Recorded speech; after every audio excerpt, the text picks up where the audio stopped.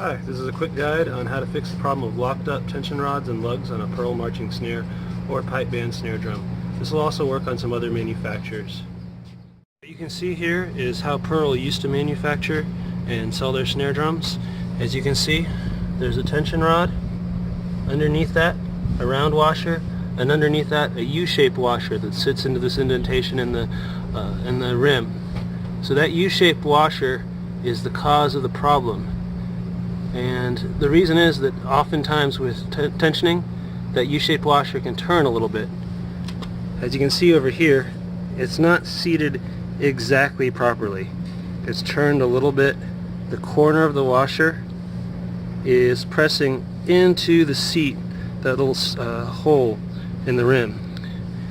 What that causes, as you tighten this, the washer will shove the rod, trying to put an elbow bend into it. So as you're tightening it, you're turning a bent tension rod, which eventually will snap the rod. You'll be tuning the head, and there won't actually be that much tension on the drum head itself, but it will feel like there's an incredible amount of tension because the rod is fighting you, because you're bending it.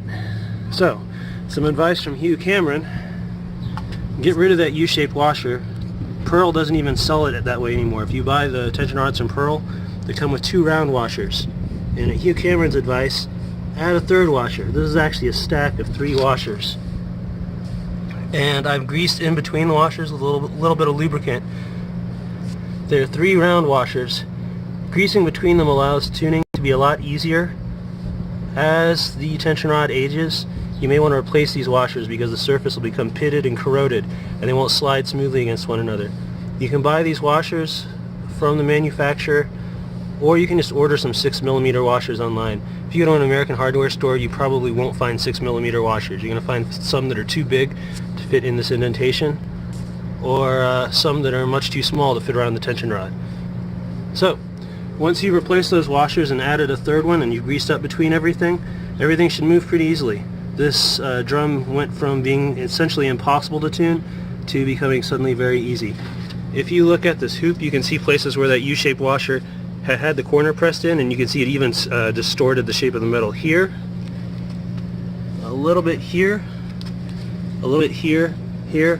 Actually, most of the places around the drum, you can see this little corner, this place where the corner of that U-shaped washer had gotten turned clockwise and pressed into the hoop and made tuning very, very difficult. Alright, that's the full guide. Have fun.